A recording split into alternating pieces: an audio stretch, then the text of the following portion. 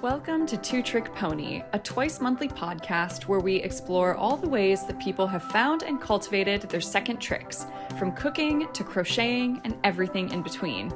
We're your hosts. I'm Melissa Betters. And I'm Clara Ma, and we thank you for joining us.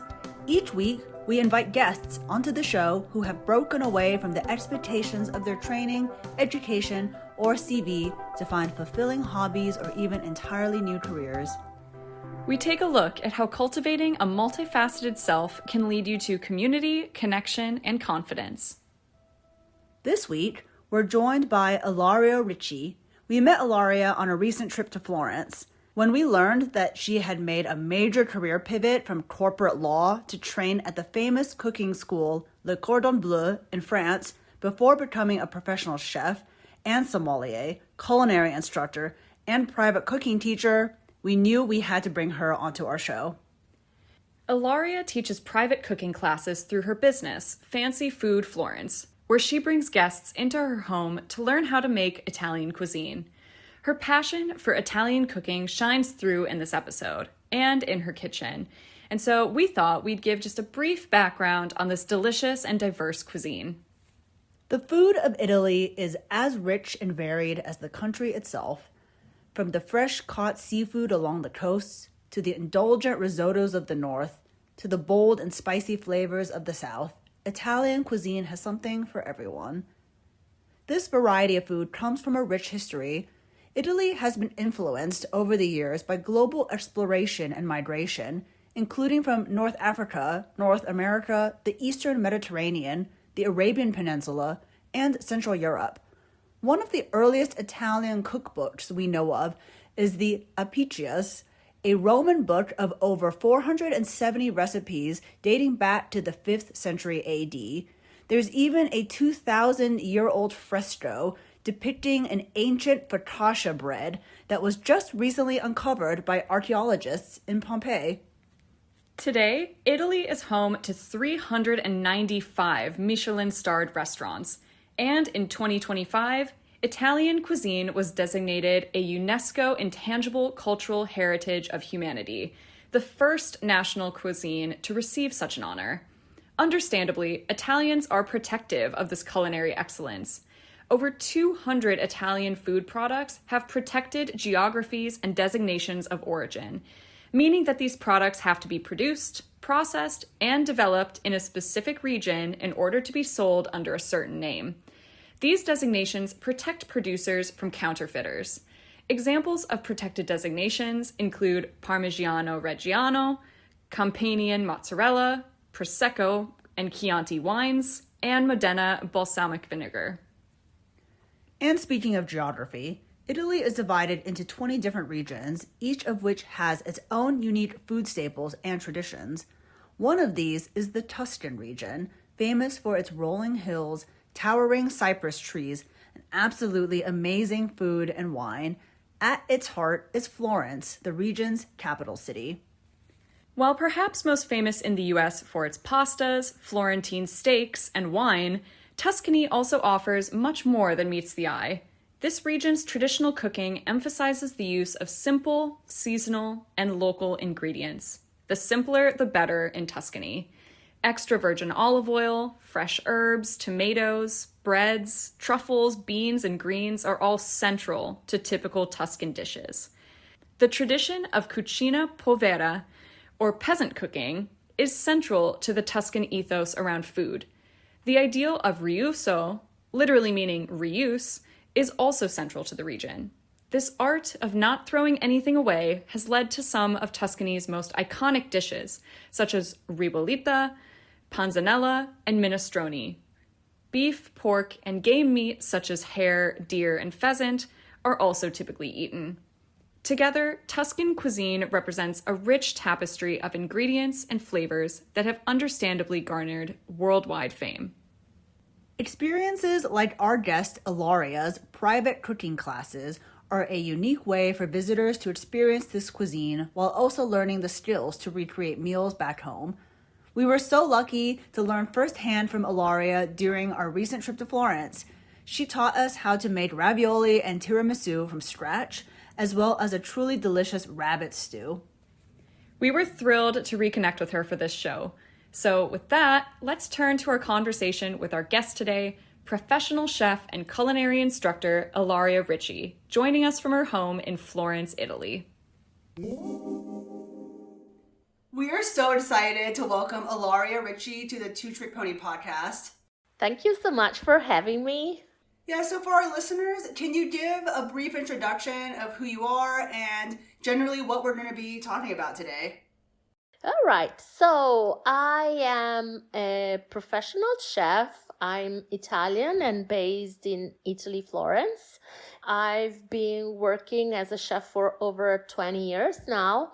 I have to say that probably having the chance to do what I love, what's my passion as a job, I think that's probably one of the luckiest things in my life. So I've started as an amateur, like basically sharing ideas and things with friends, colleagues, and while I was having a different job, a completely different one. Then I've started to have more and more interest into cooking, and I decided to make a profession out of it. I went to culinary school, I started to work in restaurants, and right now I'm a chef instructor. So you mentioned that you had a career before you became a professional chef. Can you tell us a little bit about what you did before and how that led to what you do now? Yes, so basically I went to the law school. I got my master's degree into industrial law, which is the equivalent of what you would call copyright law. And after that, I also had a master's degree in HR management. And then I've started to work for a company, and I used to be in the legal office. So I have to say I was very happy with the job. I really enjoyed it. And basically at some point I was managing up to 400 people for the factory that was part of the company, where they would work assembling microchips, assembling computers and electronics in general. And I was quite young. It was at the beginning of my career. I was pretty enthusiastic, and I think that what brought me to a complete change in life was not the job itself, but was life. So things that happened in life. When you say like life happened, what do you mean by that? There are a few sad aspects in this, but I think they are extremely important to explain what really happened. So basically, I lost my mother when I was 23 years old, and wow, so sorry. yeah. No, I mean, that's life. And so it was just my father, me, and my little brother, who at the time was 10 years old. I realized that I spent a huge amount of energy into my studies, which was probably a way not to think about real life. And I was doing extremely well at the school. And also I was doing extremely well in my job afterwards. But there was a kind of, how can I say, sadness that was constantly underneath. I don't know. At one point, also, my father became very sick. That kind of trauma made me think about things in a completely different perspective. So basically, I started attending courses of cooking, sommelier, wine tasting, and stuff like that. And I found that doing those things that they were extremely therapeutic to me. Doing things with my hands and focusing on cooking slicing, cutting, chopping, and then the noises of the frying, the smells of the stuff that was simmering, it allowed me to completely cancel all the thoughts, all the feelings that were sometimes how can I say, very heavy, very hard to carry, very hard to cope with. And the wine tasting also, it was very interesting because there was an immediate sort of satisfaction. There was a lot of knowledge that I could learn. But the most important thing was that by doing those things, by attending those courses, I realized that there were people that were doing that as an actual job and not just as an hobby or a pastime. I come from a family, I would say middle class, with very strong expectations about my studies and my career. And so something that was cooking or working with my hands, not being a doctor, was not even a possibility. For me, it was like something that I didn't even take into consideration until I had the chance to meet people who were doing that as a job. One of the things that we've heard from a lot of our guests is this idea that they have expectations from their family to pursue in I guess more intellectual type of work, or at least what is considered to be more typical of white collar office work. And so it's really interesting to hear from you that you found something that was therapeutic to you and during a difficult time and turned that into your profession. One of the things that our listeners should know is that we met Ilaria in Florence, where I think, Ilaria, you mentioned your family has lived there for many, many, many years. So maybe you could talk a little bit about that. And I just think it's helpful for our listeners to know just how integrated you are in the place that you work. If you can talk a little bit about what it's like living in Florence and teaching there now as a professional chef. From my mother's side, they were intellectuals for sure, because my grandfather used to be an archaeologist, and his wife, my grandmother, she used to be a teacher, which was something special back in the day to have such a level of education for a woman in order to being able to become a teacher. On my father's side, things were much simpler, and but anyway, I was born in a period where Italy had passed its economical boom, and it was basically becoming a rich country. And so the expectations for the kids were to increase the degree of well-being and wealth of the family. And so to my knowledge, all the people that I knew, that my family knew, were expecting the kids to become white collars, let's say. Yeah, that's the right definition. And I didn't even consider other possibility. It was a completely different, something that I was not struggling with. It was not just an option. Then being in Florence helped me a lot to change my point of view, because Florence is quite of an international city. It's a city where a lot of culture, art, and handicraft has been going on basically forever. And basically this has changed hugely my perspective. So basically shifting from my family and university environment and then meeting people who were actually working with their own hands has changed things a lot, and it made it acceptable to go through a completely different path. I have to tell you that I felt judged for this. I felt a level of a lack of acceptance and understanding.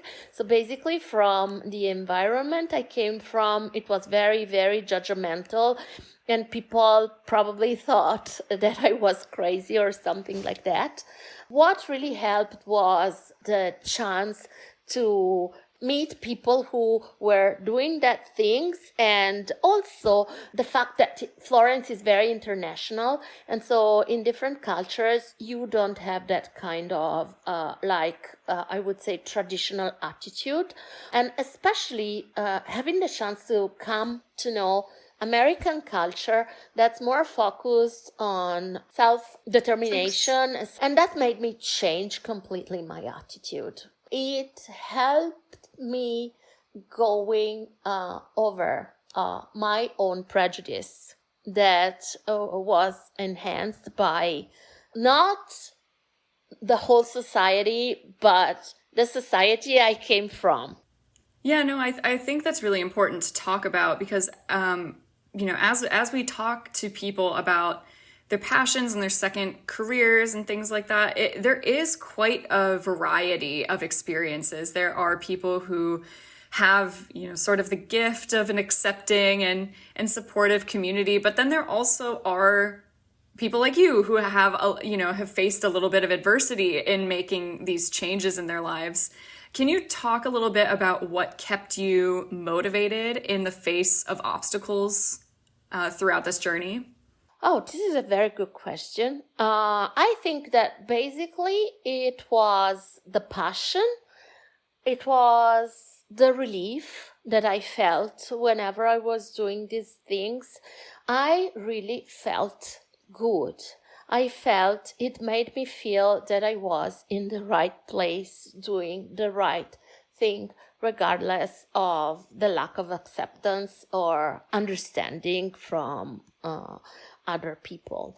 And I have to say that in the long term, that sort of resilience, but mostly the being able to listen to what I was feeling, that was literally the key to my change, to my growth, and to become what I am today. And I have to tell you that I'm now at the beginning of my 50s, in my very early 50s, and I would never, if they told me 25 years ago that at one point I would have felt so good and so, I won't say happy, because happiness doesn't belong to this world in my opinion, but this good, this light, no burdens, I wouldn't have believed them. I really like that answer. I really think that's lovely. Can you talk a little bit about what exactly you do now as a professional chef? And as I mentioned, we met you through a cooking class, and it was lovely. We learned how to make rabbit stew, and you took us around the market, and it was a really nice experience. I want to get a sense of what you do now, and yeah, if you can talk a little bit about that. And also how you decided to do what you do now. Once you got your training as a professional chef, you could have gone in a bunch of different directions. You could have potentially opened a restaurant or been, chefs in a restaurant, or so in clubs, I could have traveled the world cooking into cruise ships. Sure, yeah. So how did you decide what your niche was? So I have to tell you that I'm not a person of faith. I'm not a person. I'm extremely I would say rational. So, but with time, I've noticed that sometimes you can't be just rational. Sometimes things just happen. And in my specific case, I I would say that I took my own decisions. I took my own risks. It could have been wrong. I mean, everything could have been completely wrong, and it could have been a failure. But in my life, I've realized that whenever a door closed, whenever a door was slammed, a bigger one would open.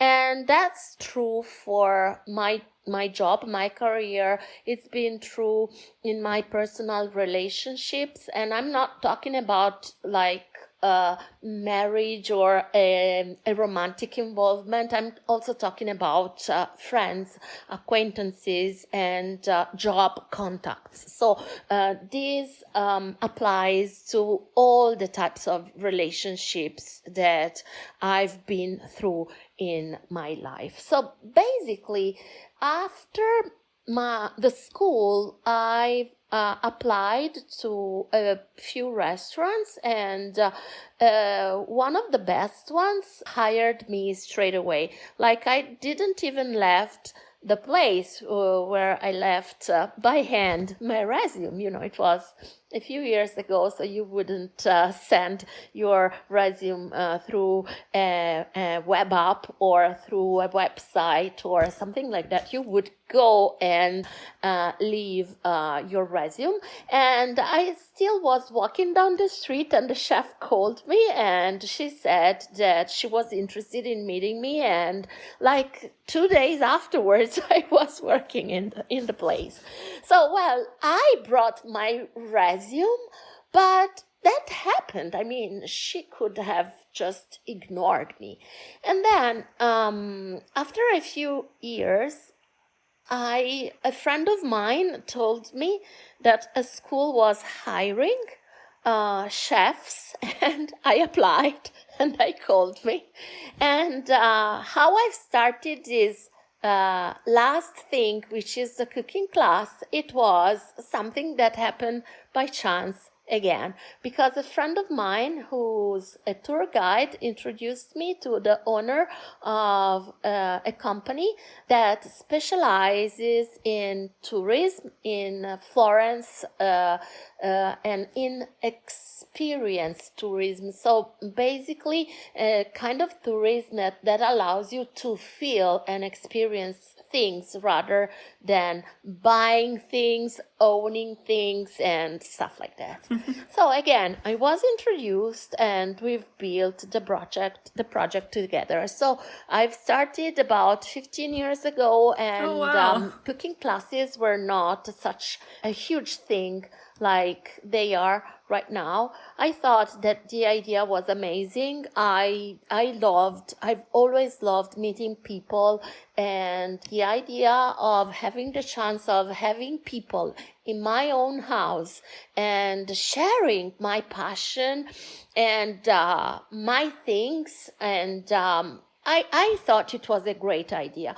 So we decided to start, and very slowly, little by little, like a step after the other, it became an actual job that's probably becoming even more important than my job at the culinary school.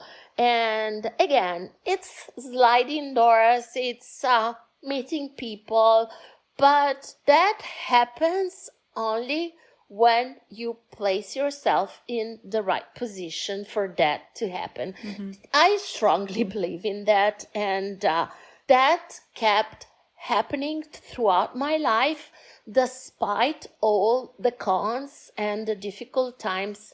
There were times where I truly felt hopeless, and but then things kept coming.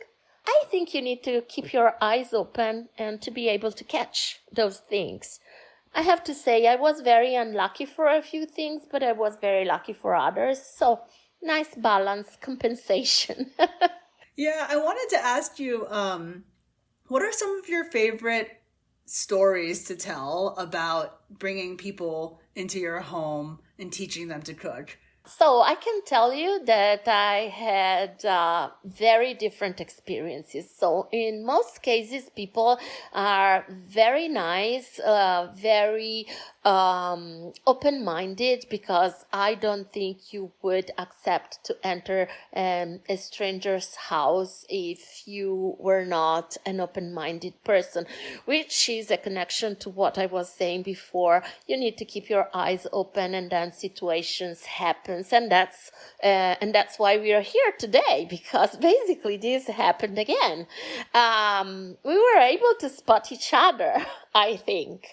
And so most of the times the experiences are very nice. Sometimes are extremely nice, like this one. And I also had some other experiences that were very funny. So like once I had a couple and we start making jokes with words starting with B. And so everything was B, B, B. And that was so much fun. We laughed so much. Some other times I had more of a weird experiences, like with people who were not extremely nice, or people who were a bit maybe too much indulgent with alcohol, and then they started to tell me all their stories and stuff. Their secrets. But in general, I feel that I give people my energy, my knowledge, if you want to say so, my stories, but then I get everything back from people because they share their stories with me and they share their energy with me. They basically make me happy. So whenever I need to start a class, I notice that my attitude throughout the day, it changes completely. I'm like, oh, now everything is going to be placed on the side, and I focus completely on the class and on the people, and when I'm finished I truly feel happy. Yeah, let's satisfied, and I feel that I had a very good day. I wanted to jump back to something that you mentioned before, just as a comment of, when you say that these opportunities arise to be in the right position to be able to grab them, I was also told something similar where it's like, you take the time to prepare so that when those opportunities come, you are qualified, you have the skills to be able to say yes to things. And I think that's a really great point that you made. So it's not important what you do, but it's important the way you do it. It's very, very important. And then results will come out from like the most unexpected solutions and people and situations, because this is exactly what happened to me. And I said this before, but I would like to say it again. I'm quite sure that if I didn't have the courage, or maybe also some unconsciousness, probably, I would be much more unhappy and unsatisfied with my life. It's not that I want to be special, I don't mind, but at the end of the day, I feel that I did something special for myself and for my family. I've realized throughout time that people have this attitude towards me, like in the past, they would judge me and they would think that I was crazy. But now that I've reached some sort of, I don't like to say success because it's not exactly what I mean, but they've realized that it works, and it works much better than other more traditional stuff. They admire me. So people who were judging me, now they admire me and they think that I've did something really good. At the very beginning, they would say I was crazy, and so... Mm-hmm. No, I think it's very, right, it's a brave thing to pursue your joy and take a leap that is not necessarily expected by those around you. So jumping off of what Melissa just said, what is something that you think people misunderstand about becoming a professional chef? There's a very important thing. So right now, cooking is very fashionable. It's on, you have a lot of cooking shows. You have a lot of Instagram, social media, everything is around food right now. So what I would like to say is that you really need to be passionate about what you're doing. It's an extremely hard work. It's extremely demanding in physical terms because you'll be standing on your feet for minimum 10 hours a day. You might feel very like the environment is very hard because it's literally very humid, very warm, very hot. You work when everyone else is having fun. So I would like to tell people who feel charmed by all these TV shows and stuff, don't get tricked because it's a very hard job. It requires a lot of strength both mentally and physically. It requires hard discipline, a lot of study, a lot of rehearsal, if I can use this word correctly. And so it's nothing like the way it looks like. So you really need to be strong-minded. Otherwise, it could be much heavier than you might think. Also, opening up a business, it's really hard. So 50% of restaurants will close in 2 years after the date that they were opened. So just be careful and don't get tricked by the poetry that you see in a plate. There's a lot of cursing behind the scenes. That's a very good point. As you know, our show is called Two Trick Pony. And so for you, I would say that I think the first trick was your previous career, actually. As you mentioned, you had a legal background. And your second trick is this adventure in professional cooking and teaching cooking. What do you see, if any, as the connection between these two parts of your life? Well, the connection. I would say pain. The painful life. Didn't expect that answer. Because pain made me study hard.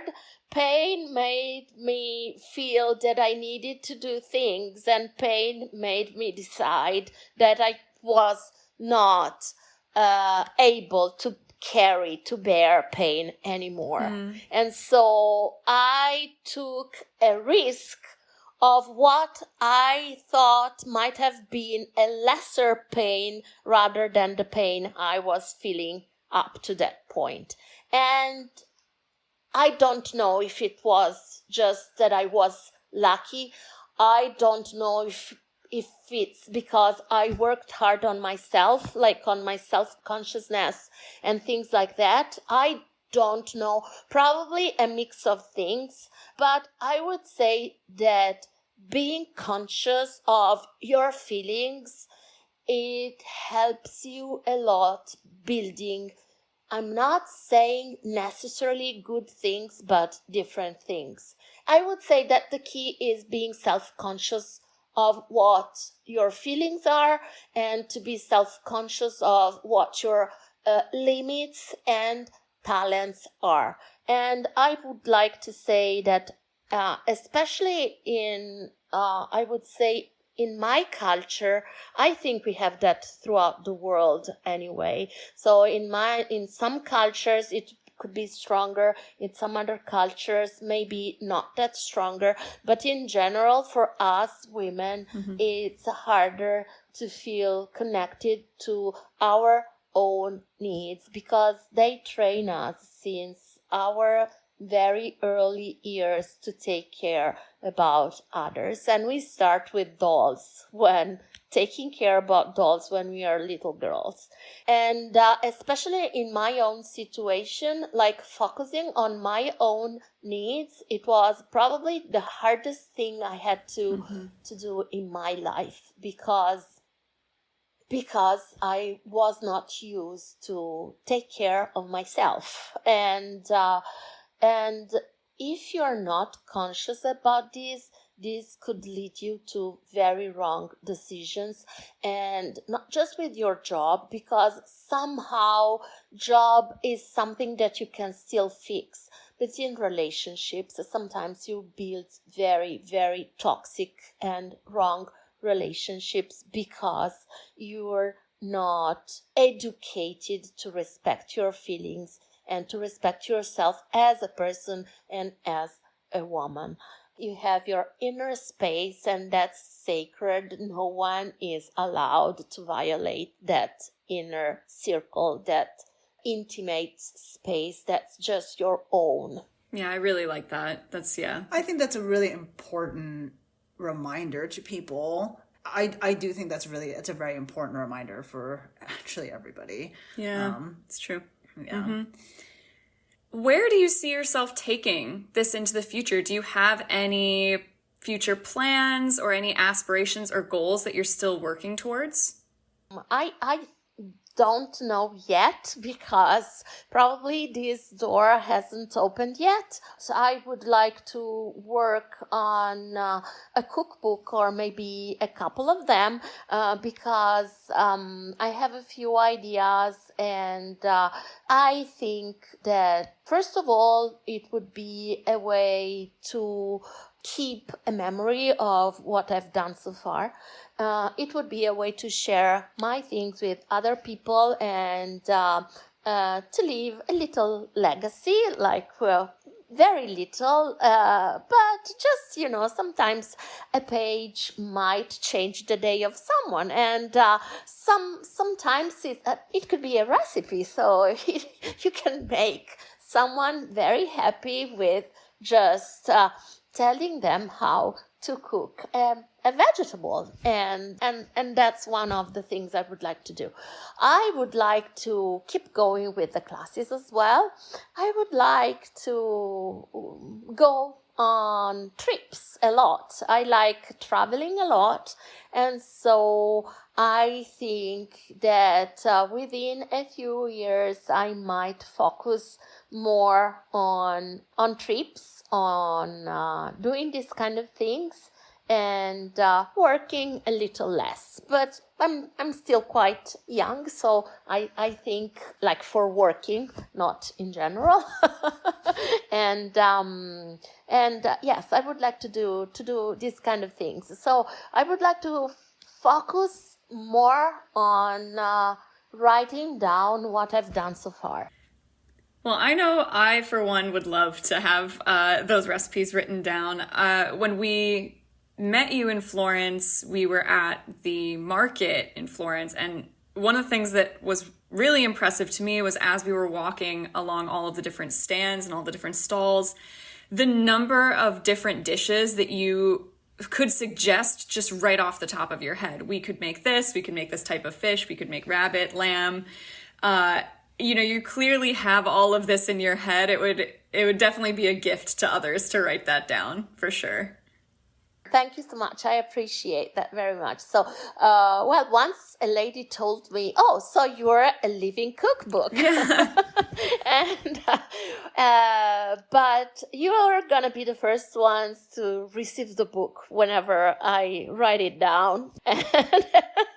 Oh, yay. I would like to do something that's especially focused on an American public. So in a way that makes it easy for American people to cook easily and fast some nice and delicious foods, and that allows people to cook the Italian way even following the American way of life, which doesn't allow you to go for a shopping on a daily basis, for instance. But that doesn't make it possible to cook easily Italian dishes that are comforting, hopefully, at the end of the day.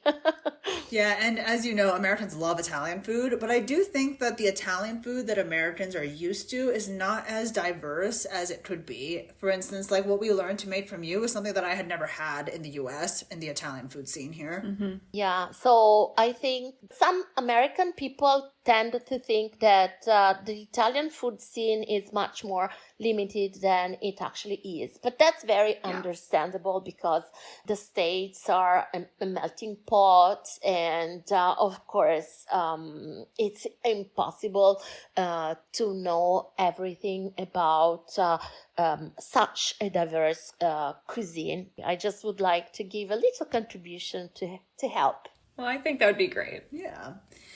So we'd like to close out our interview with just a few quick rapid fire questions. And these are meant to be brief answers. So sometimes there are one or two words. Does that make sense? Yeah, it makes sense. So I try to do my best. So first, because of your training in France, French or Italian cuisine? Italian. What is your favorite dish to cook for others? Risotto. What is your favorite meal to eat?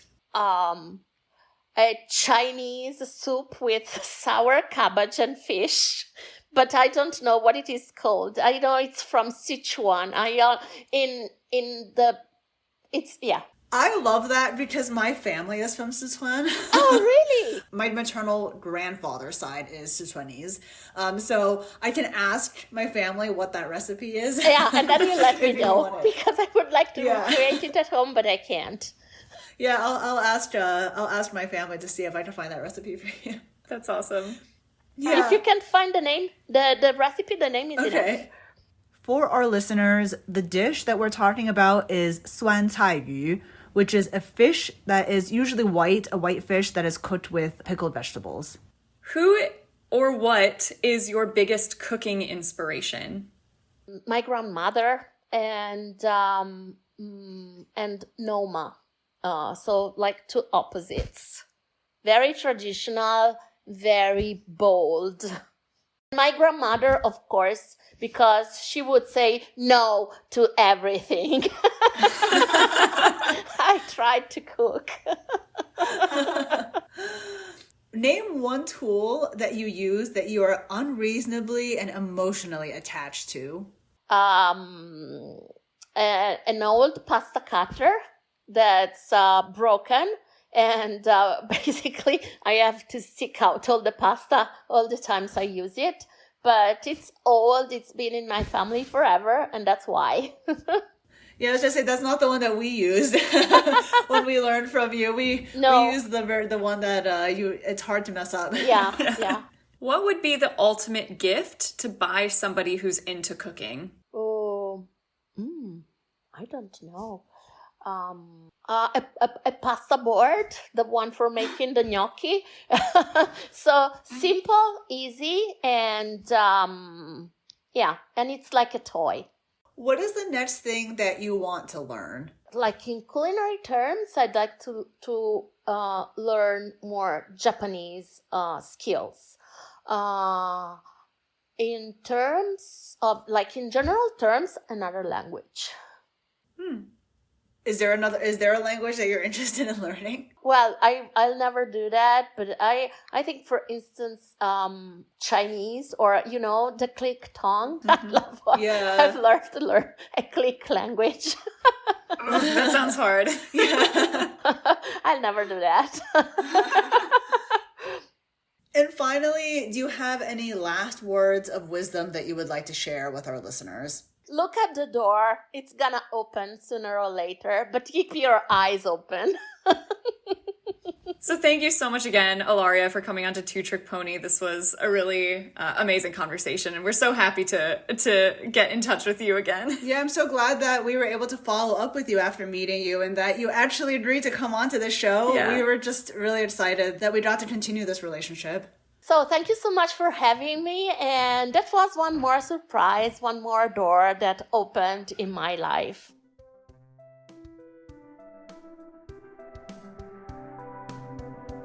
Listeners, thank you so much for tuning in this week. We will be back for our next episode in 2 weeks.